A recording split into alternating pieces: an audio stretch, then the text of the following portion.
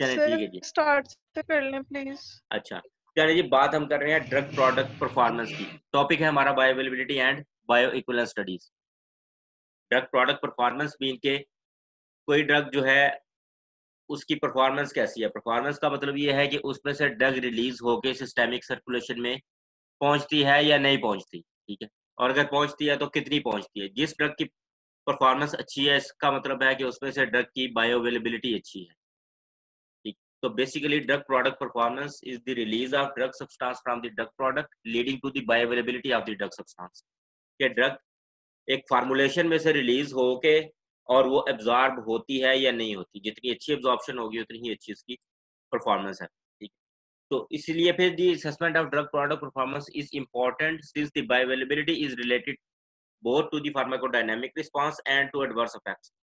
Bioavailability के ऊपर ही ड्रग की फार्माको डायनामिक्स है या उसका जो थेरापेटिक रिस्पांस है या उसकी जो टॉक्सिसिटी है वो डिपेंड करती है, ठीक है।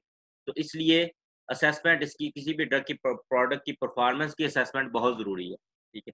हम इन विट्रो तो स्टडीज़ कर लेते हैं उसकी इंडस्ट्री के अंदर कि ठीक है उसकी जो डिसोल्यूशन कैसी है, उसके अंदर कॉन्टैक्ट यूनिफॉर्मिटी टेस्ट करते हैं कि उसके अंदर जो ऐसे करते हैं उसके अंदर के कितनी ड्रग हमने अगर 50 मिलीग्राम की टैबलेट बनाई है तो वो 50 मिलीग्राम ही है। फिर वो डिसोल्यूट सही हो रही है, उसका जो हार्डनेस टेस्ट करते हैं, उसके कॉन्टैक्ट यूनिफॉर्मिटी टेस्ट करते हैं, जितने भी टेस्ट करते हैं सारे वो तो हम करते हैं इन विट्रो। लेकिन क्या उस फॉर्मुलेशन में से ड्रग रिलीज होके एब्जॉर्ब होती है, ठीक है। इसकी असेसमेंट बहुत ज़रूरी है, ठीक है। वो असेसमेंट हम कैसे कर सकते हैं with the help of bio availability. Assessment करनी ज़रूरी क्यों है? क्योंकि उसकी बायो अवेलेबिलिटी ही डिसाइड करेगी कि इसकी टॉक्सिसिटी कैसी है या इसकी जो रिस्पॉन्स कैसा है, ड्रग का थेरेप्यूटिक आउटकम कैसा है इसका। So the drug product performance studies are used in the development of new and generic drug product. New drug product mean के जब कोई न्यू ड्रग एप्लीकेशन आती है उसके लिए भी ड्रग प्रोडक्ट परफॉर्मेंस जरूरी है। ऐसे नहीं है कि एक इंडस्ट्री ने टैबलेट बनाई है और उसको एज इट इज जो है वो एफडीए ने अप्रूव कर दिया कि जी ठीक है, जब तक कि उसकी परफॉर्मेंस पता नहीं चलेगी, उसकी बायोअवेलेबिलिटी स्टडी नहीं होगी। अगर एक ब्रांड ऑलरेडी मार्केट में है और उसका एक और ब्रांड आता है दूसरा मार्केट में, तो उसकी भी परफॉर्मेंस चेक करना ज़रूरी है जिसको हम बायो इक्विवेलेंस कहते हैं, ठीक। तो ये टॉपिक बेसिकली बायो अवेलेबिलिटी और बायो इक्विवेलेंस दोनों को डिस्कस करेंगे हम इसमें। रिवीजन है थोड़ी सी, बायो अवेलेबिलिटी क्या होती है कि जी the rate and extent at which drug reaches to the systemic circulation or to the site of action from its dosage form।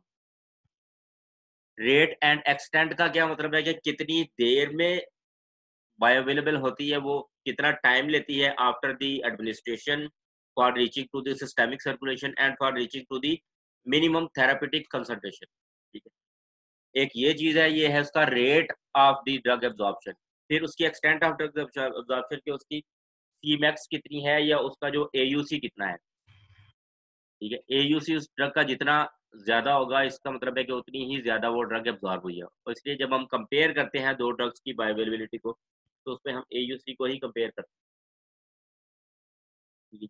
तो इट प्रोवाइड्स द एस्टिमेशन और the fraction of drug absorb from the formulation के हमने जो एक formulation में अगर 100 milligram drug है तो उसमें से कितने परसेंट एब्जॉर्ब होके तो सर्कुलेशन में चली गई, ठीक है। तो किस रूट से ड्रग अगर हम देंगे तो वो 100% एब्जॉर्ब होती है। एब्जॉर्प्शन बेसिकली क्या है? The process by which a drug reaches to the systemic IV circulation, ठीक है। Sir, IV IV. से, हाँ आईवी से अगर देंगे तो क्योंकि हम डायरेक्टली वो ड्रग लगा ही ब्लड सर्कुलेशन में रहे हैं तो उसकी बायोअवेलेबिलिटी 100% है, ठीक है। तो अगर हम किसी डोजेज फॉर्म दूसरी में दे रहे हैं तो फिर वो बायोअवेलेबिलिटी स्टडी हमें बताती है कि कितना फ्रैक्शन इसका जो है, जितनी हमने डोज दी थी उसका कितने परसेंट ड्रग जो है वो सर्कुलेशन में गया है और कितने परसेंट नहीं गया, फार्मूलेशन के अंदर रह गया या वो जीआईटी में से एज इट इज जो है वो पास आउट हो गया है, एब्जॉर्ब नहीं हुआ। अच्छा, बायोअवेलेबिलिटी किस पे डिपेंड करती है? Number one, formulation pharmaceutical factors. Pharmaceutical factors mean के ड्रग रिलेटेड फैक्टर्स जो हैं कि ड्रग किस तरह की है, ड्रग की ये हम सारा कुछ जो क्या था, रूल ऑफ 5 आपको याद होगा, ठीक है। ये वो चीज़ें हैं। कि उस ड्रग की क्या प्रॉपर्टीज है। जिस ड्रग की लॉग पी ज्यादा होगी उसकी बायोअवेलेबिलिटी ज्यादा होगी, जिसका मॉलिक्यूलर वेट कम होगा उसकी ज्यादा होगी, ठीक है। फिर जिसके अंदर हाइड्रोजन बॉन्ड डोनर 10 से 5 से कम है, या हाइड्रोजन बॉन्ड एक्सेप्टर 10 से ज्यादा कम है, तो उस तरह की ड्रग जो है वो बायो अवेलेबल जल्दी हो, ठीक है। इसी तरह फिर जो BCS क्लासिफिकेशन हमने की हुई है कि जो ड्रग जल्दी डिजॉल्व हो जाती है और जल्दी परमिएबिलिटी होगी उसकी बायो अवेलेबिलिटी भी ज्यादा होगी, ठीक है। तो number 1 formulation factor, pharmaceutical factors के ड्रग की क्या प्रॉपर्टीज है। दूसरा नंबर पे पेशेंट रिलेटेड फैक्टर्स, कि मे बी एक ड्रग हमने एक पेशेंट को दी है तो उसकी बायोअवेलेबिलिटी और तरह की है, दूसरे पेशेंट को दी है तो उसकी बायोअवेलेबिलिटी कम है या पहले से ज्यादा है। पेशेंट टू पेशेंट भी वेरी कर सकता है, ठीक है ना, जिसको हम कहते हैं कि ये नॉन लीनियर फार्माकोकाइनेटिक्स है, कि एक ही डोज के ऊपर डिफरेंट काइनेटिक्स है, या डोज चेंज करने से काइनेटिक्स की चेंज होती है। तो पेशेंट रिलेटेड फैक्टर्स में मल्टीपल फैक्टर्स आ जाते हैं। डिजीज कंडीशन आ सकती है पेशेंट की, जो है वो उसके अंदर जो नॉर्मल फ्लोरा जो है वो भी बड़ा रोल प्ले करता है अपना, ठीक है। तो पेशेंट में भी चेंजेस की वजह से बायोअवेलेबिलिटी में चेंज आ सकता है। उसके बाद रूट ऑफ एडमिनिस्ट्रेशन, कि किस रूट से हमने ड्रग दी है। अगर इंट्रावेनस है तो 100% है, ओरल रूट दी है तो वो फिर डिपेंड करता है फार्मूलेशन किस तरह की थी, क्या वो फार्मूलेशन ऐसी थी कि जो ओरली हम दे भी सकते हैं या नहीं दे सकते। अगर हम वैनकोमाइसिन ओरल दे देंगे तो वो बिल्कुल एब्जॉर्ब नहीं होगी, उसका मॉलिक्यूलर वेट ही बहुत ज़्यादा है। या कोई ऐसी ड्रग है जो कि जाके एसिड स्टेबल ही नहीं है, ओरल रूट से आप देते हैं तो वो जाके डिस्ट्रॉय हो जाती है, जिस तरह ये पेनिसिलिन जी है। तो रूट ऑफ एडमिनिस्ट्रेशन जो है ये भी बहुत एक इम्पॉर्टेंट फैक्टर है विच decides the bioavailability of the drug, ठीक है। तो ये 3 मेजर फैक्टर्स हैं which can affect the bioavailability of drugs. अब बायोअवेलेबिलिटी की टाइप्स ये पहले पढ़ी हुई है हमने, तो ये थोड़ा सा रिवीजन ही है इसकी। 2 मेजर टाइप्स है। Number 1 absolute bioavailability and relative bioavailability. Absolute bioavailability को थोड़ा सा ये आपके पास एक नोट्स की फॉर्म में भी आ जाएगा। एफ, कैपिटल एफ जो है ये मैंने आपको बताया हुआ है कि हमेशा जब भी काइनेटिक्स में कैपिटल एफ आएगा इसका मतलब यही है कि बायोअवेलेबिलिटी है, एब्सोल्यूट बायोअवेलेबिलिटी है। सिर्फ बायोअवेलेबिलिटी नहीं, absolute bioavailability of drug. Absolute bioavailability mean कि when the bioavailability of a drug administered orally is determined by its comparison to IV administration, ठीक है। कि एक रूट ऑफ एडमिनिस्ट्रेशन आईवी है, दूसरा रूट ऑफ एडमिनिस्ट्रेशन ओरल है। Normally oral के साथ ही कंपैरिजन होता है, या अगर हम कोई और भी रूट है, कोई ट्रांसडर्मल कोई पैच है, या कोई और जो है इंट्रामस्कुलर रूट है, सबक्यूटेनियस रूट है, तो हर किसी भी रूट के साथ अगर हम आईवी रूट को कंपेयर करेंगे तो वो एब्सोल्यूट बायोअवेलेबिलिटी। तो it is determined to characterize the drug's inherent absorption properties from extravascular route, कि वो ड्रग की क्या प्रॉपर्टीज हैं, कि वो जो कितने % ड्रग जो है वो एब्जॉर्ब होती है फ्रॉम एक्स्ट्रावास्कुलर रूट। अगर हमारे पास इंट्रावेनस रूट का डाटा होगा, उसका AUC होगा, तो उसको हम एक्स्ट्रावास्कुलर रूट से कंपेयर करेंगे तो वो एब्सोल्यूट बायोअवेलेबिलिटी आएगी। ये इक्वेशन आपको देखी हुई है आपने, कि AUC of oral route divided by AUC of intravenous, और फिर उसको dose of IV divided by dose of oral route. अगर डोज सेम दी है तो उसमें डोज को फिर कंपेयर करने की जरूरत नहीं होती, ठीक है। कि अगर सपोज 100 मिलीग्राम ओरल दी है और 100 मिलीग्राम ही आईवी दी है तो उसमें डोज को फिर कैलकुलेशन में, क्योंकि दोनों वो कैंसिल हो जाएंगे। लेकिन अगर नॉर्मली यही होता है कि ओरल डोज और होती है, इंट्रावेनस डोज और होती है, तो फिर उसमें फिर डोज भी मेंशन करनी है कि जी जो आईवी रूट से AUC आया है वो कितनी डोज दे के आया है, और जो ओरल रूट से AUC आया है वो कितनी डोज दे के आया है, और फिर उन दोनों का कंपैरिजन करें। तो एब्सोल्यूट बायोअवेलेबिलिटी की वैल्यू हमेशा लेस देन 1 होती है। ये फ्रैक्शन है, क्योंकि तो फ्रैक्शन 1 से ये ज्यादा नहीं हो सकती, क्योंकि 100% बायोअवेलेबिलिटी जो है वो मैक्सिमम वैल्यू आपने नीचे ली हुई है इसकी आईवी रूट से। आईवी रूट से ज्यादा तो एब्जॉर्प्शन नहीं हो सकती ना, क्योंकि अगर 100 मिलीग्राम आपने ड्रग आईवी रूट से दी है और वो सारी की सारी आपने इंट्रावेनस ब्लड स्ट्रीम में डाल दी है, तो इसका मतलब है कि उससे ज्यादा तो ड्रग की बायोअवेलेबिलिटी हो ही नहीं सकती किसी भी और रूट से। तो ये absolute bioavailability is always less than 1। या फिर अगर आपने इसको परसेंटेज में करना है तो फिर वो आप इसी इक्वेशन को 100 से मल्टीप्लाई कर दें, और जो है वो फिर ये जो रेंज आ जाएगी इसकी लेस देन 100% होती है हमेशा। 100% हो जाए तो बड़ी बात होती है, किसी भी ड्रग की बायोअवेलेबिलिटी नॉर्मली जो है वो 100% से कम ही होती है। ठीक है जी। उसके बाद फिर रिलेटिव बायोअवेलेबिलिटी क्या है, इसको हम फ्रैक्शन से मेंशन करते हैं कि आपस में रिलेटिव क्या है, यानी व्हेन द सिस्टेमिक एब्जॉर्प्शन, अभी तक लोग आ रहे हैं, when the systemic absorption of one drug product is compared with the other formulation is called as relative bioavailability। आपने एक टैबलेट ली है और उसको आपने एक कैप्सूल के साथ कंपेयर किया है, ठीक है, ये एक रिलेटिव बायोअवेलेबिलिटी है। 500 मिलीग्राम की आपने टैबलेट ली, 500 मिलीग्राम का कैप्सूल लिया, दोनों का AUC ले लिया और उसको आपने कंपेयर कर लिया कि किसकी बायोअवेलेबिलिटी ज़्यादा है या दोनों की आपस में रिलेटिव बायोअवेलेबिलिटी कितनी है एक दूसरे के साथ। It is determined to compare the relative absorption properties of different formulations। तो इसको हम ये कह सकते हैं कि बायो इक्विवेलेंस जो है वो भी एक बायो रिलेटिव बायोअवेलेबिलिटी की ही टाइप है, ठीक, क्योंकि बायो इक्विवेलेंस में भी हम क्या करते हैं कि दो फार्मूलेशन को कंपेयर कर रहे हैं आपस में, या दो ड्रग प्रोडक्ट्स को कंपेयर कर रहे हैं, सेम रूट से दी हमने, दोनों ही ओरल रूट से दी हैं, दोनों की डोज भी सेम है, दोनों की फार्मूलेशन भी सेम है, दोनों के अंदर जो है वो क्वांटिटी ऑफ ड्रग भी सेम है, तो उनको जब हम कंपेयर करेंगे तो वो फिर एक बायो, अगर वो दो डिफरेंट ब्रांड्स को हमने कंपेयर किया तो वो फिर बायो इक्विवेलेंस होगी। अगर हमने एक ही ड्रग के एक ही कंपनी के एक टैबलेट को कंपेयर कर लिया और दूसरी उसकी कैप्सूल है, या एक टैबलेट को आपने उसकी ओरल सस्पेंशन से कंपेयर कर लिया या सोल्यूशन से कंपेयर किया या सिरप से, जो भी दो सर डिफरेंट जी सर ये माइक्स बंद कर दें आपको। जी वो मैंने कर दिए हैं बंद, ठीक है, ये थैंक यू। शोर आ रहा है पीछे। अच्छा जी, तो bioavailability is specialised for relative bioequivalence is specialised form of the relative bioavailability की इक्वेशन भी बिल्कुल उसी तरह की है। AUC ऑफ ड्रग ए या AUC ऑफ जो भी product A, AUC of product B,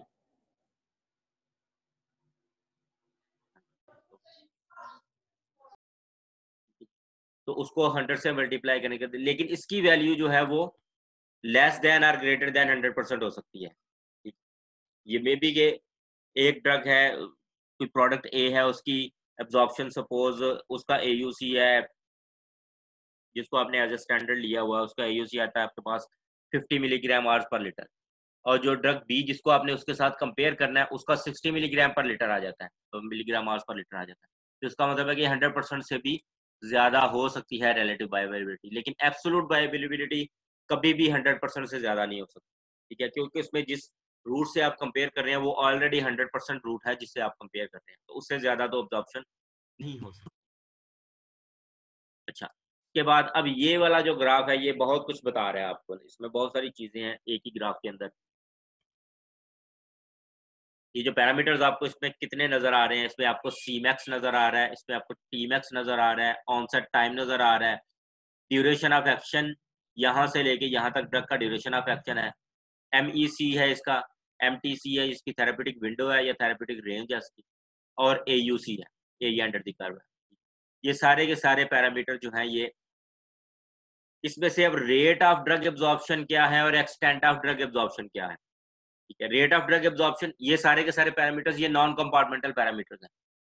compartmental और नॉन कंपार्टमेंटल पैरामीटर्स का डिफरेंस आपको पता होना चाहिए, ठीक है। कंपार्टमेंटल पैरामीटर्स में क्या क्या आता है, उसके वॉल्यूम ऑफ डिस्ट्रीब्यूशन है, उसमें क्लियरेंस आती है ड्रग की, उसका एब्जॉर्प्शन रेट कांस्टेंट आता है, एलिमिनेशन रेट कांस्टेंट है, ठीक है, वो सारी चीज़ें इसमें नहीं नज़र आ रही हैं आपको। ये सारे नॉन कंपार्टमेंटल पैरामीटर्स हैं जिसके अंदर उसका ऑनसेट टाइम है, उसका Tmax है, Cmax है, ड्यूरेशन ऑफ एक्शन है, उसका AUC है, और ये वो पैरामीटर्स हैं जो डोज चेंज होने से चेंज होते हैं।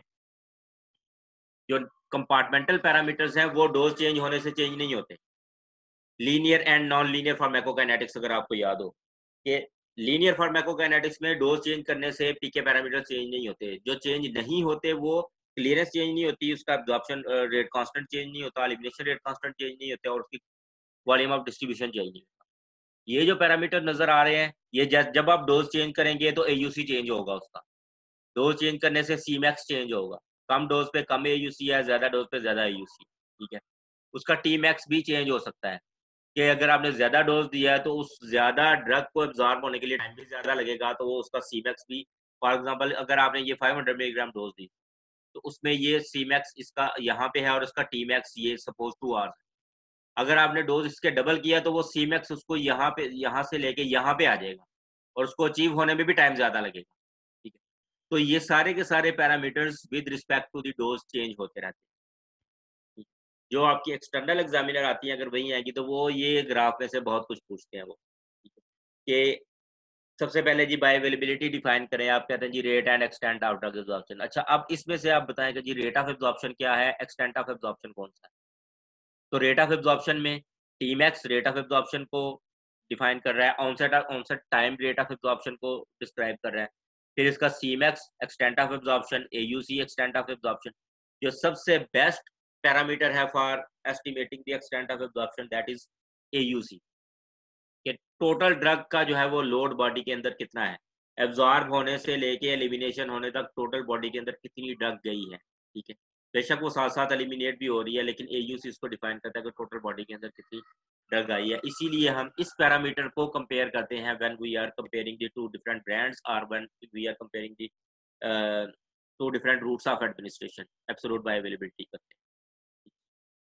अच्छा, एक दो छोटी छोटी टर्म्स हैं जो पहले आपने पढ़ी हुई हैं तो थोड़ा सा इसका दोबारा जस्ट एक रिफ्रेश हो जाएंगी।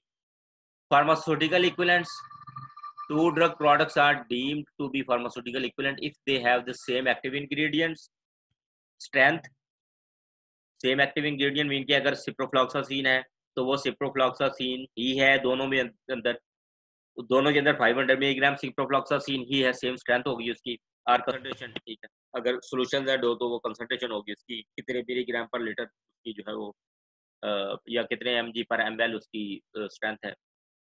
फिर डोजेज फॉर्म के दोनों टैबलेट्स ही हैं, ये नहीं कि आप एक टैबलेट को कैप्सूल से कंपेयर कर रहे हैं तो फार्मास्यूटिकल इक्विवेलेंट नहीं है। एंड रूट ऑफ एडमिनिस्ट्रेशन, और उनका रूट ऑफ एडमिनिस्ट्रेशन भी सेम है। तो pharmaceutical equivalent basically on paper या फिर इन विट्रो जो दो ड्रग प्रोडक्ट्स इक्विवेलेंट है उनको हम कहेंगे ये फार्मास्यूटिकल इक्विवेलेंट है। जिनकी आपने डिसोल्यूशन स्टडीज की और वो भी एक जैसी है तो वो फार्मास्यूटिकल इक्विवेलेंट है। बायो इक्विवेलेंट क्या होती हैं सर इसमें जी, एक्सिपिएंट्स भी आएंगे? एक्सिपिएंट्स चेंज हो सकते हैं थोड़े बहुत, क्योंकि एक्सिपिएंट्स जो है वो कंपनी टू कंपनी चेंज होते हैं, industry to industry excipients change होते रहते हैं, ठीक है। एक्सिपिएंट्स या उनका जो जो फार्मूलेशन का मेथड है वो भी चेंज हो सकता है। किसी ने किसी तरीके से, किसी ने डायरेक्ट कंप्रेशन से किया है, किसी ने ग्रेनुलेशन मेथड से किया है, तो वो भी चेंज हो सकता है। लेकिन अगर सेम ड्रग है, सेम डोजेज फॉर्म है और सेम डोज है और सेम रूट ऑफ एडमिनिस्ट्रेशन है, ये चार चीजें अगर सेम है तो वो फार्मास्यूटिकल इक्विवेलेंट। सर आपने नोट्स में लिखवाया था कि अगर एक जो है वो यूएसपी मेथड से बना रहा है और एक बीपी से बना रहा है तो ये फार्मास्यूटिकल जो है वो इक्विवेलेंट हाँ, नहीं सेम है। कंपेंडियल मेथड भी सेम हो, बिल्कुल कंपेंडियल मेथड भी सेम, तो वो फिर फार्मास्यूटिकल इक्विवेलेंट होंगे, ठीक है। बायो इक्विवेलेंट क्या होते हैं कि एब्सेंस ऑफ, ये मेरे ख्याल में याद ही होगी आपको definition, the absence of a significant difference in the rate and extent to which active ingredient becomes available at the site of drug action, ठीक है। मीन के absence of significant difference between the bioavailability of two drugs, ठीक है, when administered at the same molar dose under similar conditions in an appropriately designed study। appropriately designed study का क्या मतलब है कि आपने उस स्टडी को प्रॉपरली डिजाइन किया, ये नहीं है कि आपने टैबलेट ए जो है वो किसी एक पेशेंट को दी है और टैबलेट बी जो है दूसरे पेशेंट को दी है, तो वो फिर उन दोनों का आपस में कंपैरिजन नहीं, क्योंकि हो सकता है कि उन दोनों की आपस में फिजियोलॉजी चेंज हो रही है, पेशेंट रिलेटेड फैक्टर होते हैं जिस वजह से बायोअवेलेबिलिटी चेंज हो सकती है, तो उसको स्टडी को डिजाइन करना पड़ता है। क्रॉस ओवर स्टडी होती है कि एक ही इंडिविजुअल को पहले आपने जो है वो एक फार्मूलेशन दी और उसी को आपने दूसरी फार्मूलेशन दी है, तो वो फिर उसको आप कंपेयर करेंगे तो तब वो जो ड्रग्स होंगी वो बायोइक्विवेलेंट होंगी। अब तीसरी टर्म एक आती है थेरापेटिक इक्विवेलेंट। थेरापेटिक इक्विवेलेंट क्या है, बेसिकली कि जो ड्रग फार्मास्यूटिकल इक्विवेलेंट भी है और बायो इक्विवेलेंट भी है वो थेरापेटिक इक्विवेलेंट होगी, क्योंकि हो सकता है कि एक ड्रग फार्मास्यूटिकल इक्विवेलेंट है कि उसके अंदर डोज सेम है, स्ट्रेंथ सेम है, उसकी डोजेज फॉर्म सेम है, फार्मूलेशन उसका जो है मेथड सेम है, लेकिन वही ड्रग जब हमने दो डिफरेंट जब वही दो ड्रग्स जब हमने किसी ह्यूमन को दी तो एक की एब्जॉर्प्शन कम आई, एक की एब्जॉर्प्शन ज्यादा आई, या अगर दोनों की एब्जॉर्प्शन एक जितनी हुई है लेकिन एक की एब्जॉर्प्शन जल्दी हो गई, दूसरी की डिलेड हो गई, तो फिर वो थेरापेटिक इक्विवेलेंट नहीं है, वो फार्मास्यूटिकल इक्विवेलेंट तो है लेकिन वो थेरापेटिक इक्विवेलेंट नहीं है, ठीक है। तो थेरापेटिक इक्विवेलेंट वो ड्रग्स होंगी कि जो फार्मास्यूटिकली इक्विवेलेंट भी हैं और बायो इक्विवेलेंट भी हैं, ठीक है। जब फार्मास्यूटिकल इक्विवेलेंट और बायो इक्विवेलेंट दोनों मिल के जो है वो जिस ड्रग के अंदर ये दोनों प्रॉपर्टीज होंगी उसको हम कहेंगे कि ये थेरापेटिक इक्विवेलेंट है। तो थेरापेटिक इक्विवेलेंट में फिर उसकी क्लिनिकल इफेक्ट्स और उसकी सेफ्टी प्रोफाइल्स भी आते हैं कि अगर दोनों ड्रग्स दे के उसकी एब्जॉर्प्शन सेम हुई तो उसका मतलब है कि उसकी जो है वो ड्रग की concentration at the site of action वो भी सेम होगा, और अगर कंसंट्रेशन सेम है तो फिर उन दोनों की थेरापेटिक आउटकम भी सेम होगा और उनकी टॉक्सिसिटी भी सेम होगी या उनका सेफ्टी प्रोफाइल एक जैसा ही होगा। तो सर ये लेकिन दोनों प्रॉपर्टीज फार्मास्यूटिकल में और बायो में तो हमारे पास एक्टिव सेम ही होता है, थेराप्यूटिक में हमारे पास जरूरी नहीं है कि एक्टिव जो है वो सेम ही नहीं हो। नहीं नहीं नहीं, जो एक्टिव सेम ही होता है तीसरे में, इसमें भी थेरापेटिक में भी। वो थोड़ी सी इसके अंदर जो है ना वो कंफ्यूजन थी। जब एक आपका मतलब ये है कि एक ड्रग जो है वो सिप्रोफ्लॉक्सासिन है, दूसरी लीवोफ्लॉक्सासिन है, ठीक है, दोनों का सेम ही वो है मैकेनिज्म ऑफ एक्शन थेराप्यूटिक दोनों का इफेक्ट सेम है, थेरापेटिक इफेक्ट दोनों का सेम है, लेकिन हो सकता है कि उनकी सेफ्टी प्रोफाइल ठीक सेम ना हो, ठीक है, उनकी काइनेटिक्स सेम ना हो आपस में, ठीक। या अगर एक दो डिफरेंट ग्रुप्स की ड्रग्स हैं, ठीक है, एक एनासिड है पेन किलर के लिए यूज करती हैं, दूसरी जो है वो आप यूज कर रहे हैं कोई ओपियाइड एनाल्जेसिक यूज कर रहे हैं, ठीक है, दोनों का थेरापेटिक आउटकम तो कह सकते हैं कि सेम हो सकता है लेकिन दोनों की सेफ्टी प्रोफाइल सेम नहीं होगी, तो उनको हम थेरापेटिक इक्विवेलेंट नहीं कहेंगे। थेराप्यूटिक इक्विवेलेंट में हर चीज सेम होनी चाहिए उनकी, ऑन पेपर ड्रग सेम हो, in vitro in lab drug same हो, और इन लाइफ भी ड्रग सेम हो, एक तरह के ही इफेक्ट प्रोड्यूस करेंगे, तो उनको हम कहेंगे कि ये थेरापेटिक इक्विवेलेंट है। हो सकता है कि ड्रग फार्मास्यूटिकल इक्विवेलेंट हो लेकिन बायो इक्विवेलेंट ना हो, तो वो थेरापेटिक इक्विवेलेंट नहीं हो, ठीक। तो ये इन तीनों जो ये जो ड्रग्स है ये इनकी डिफरेंस जो है वो आपको पता होना चाहिए कि pharmaceutical equivalents, bio equivalents and therapeutic equivalents, इनमें क्या डिफरेंस, ठीक है। तो सर जी सर हमने तो वो पायरोक्सिकैम और नेप्रोक्सन वाली एग्जांपल नहीं इसमें पढ़ी थी कि जी बिल्कुल, दोनों अल्सर कॉज करती हैं, तो लेकिन फिर भी उनका सेफ्टी प्रोफाइल सेम नहीं होगा ना, एक की वजह से ज्यादा अल्सर हो सकता है, दूसरे की वजह से कम अल्सर हो सकता है, ठीक है। तो सर एक की फिर जो अगर थेराप्यूटिक इक्विवेलेंट अब ये हैं तो वो तो दोनों में एक्टिव इंग्रेडिएंट ही चेंज हो जाएगा, तो फिर वो तो फार्मास्यूटिकल वो इक्विवेलेंट ही नहीं हाँ रहेंगी। वो फार्मास्यूटिकल इक्विवेलेंट भी नहीं रहेंगी, बिल्कुल वो नहीं है, वो थेरापेटिक इक्विवेलेंट नहीं होंगी। फिर नेप्रोक्सिन और पायरोक्सिकैम को आप थेरापेटिक इक्विवेलेंट नहीं कह सकते, ठीक है, वो थोड़ा ठीक सा है, वो जो है ना वो उसको आप डिलीट कर दें उस कॉन्सेप्ट को, ठीक है। ओके और सर, कोई थैंक यू। और कोई क्वेश्चन इस पे अभी तक? No sir. हमें इतना काफ़ी है, ये बेसिकली सॉर्ट ऑफ रिवीजन थी। तो कल से फिर हम जो है वो स्टडी डिज़ाइन या देखेंगे कि बायोइक्विवेलेंस हम किस किस तरीके से कर सकते हैं और क्यों बायोइक्विवेलेंस करते हैं, किस तरह के ड्रग्स के लिए करते हैं बायोइक्विवेलेंस, किस तरह के ड्रग्स के लिए नहीं करनी। तो ये आने वाले लेक्चर्स में अब हम सारा कुछ यही डिस्कस करेंगे इंशाल्लाह। तो आपको कुछ किसी को इन्फॉर्मेशन है कि ये हमने 1 मई से पहले पहले ही ख़त्म करना है या टाइम ज़्यादा है हमारे पास, किसी और टीचर ने बताया हो अगर?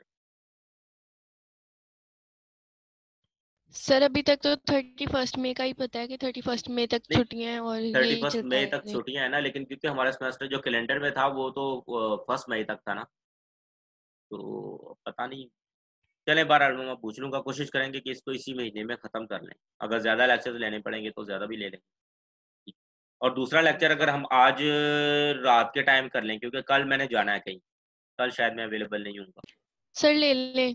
तो आज फिर 8 या 9 बजे रख लें रात को, तो ठीक है। Sir 10 okay sir. चलें वो ले फिर मैं लीजिए। CR से ठीक है। कांटेक्ट करके तो आपसे कर लूँगा, ठीक है। और चलें ठीक सर है ये इंशाल्लाह फिर। पीपीटी था कल वाली भी, रात वाली भी और अब वाली भी। वो मैंने अपलोड कर लिया हुआ है आपके CTS पे चला गया वो चलिए ठीक है सर। भी, उसकी जो रिकॉर्डिंग का लिंक भी उसके ऊपर शेयर कर दिया हुआ है और उसकी जो है वो भी शेयर कर दी हुई कॉन्टैक्ट्स। चलिए ठीक है। ओके।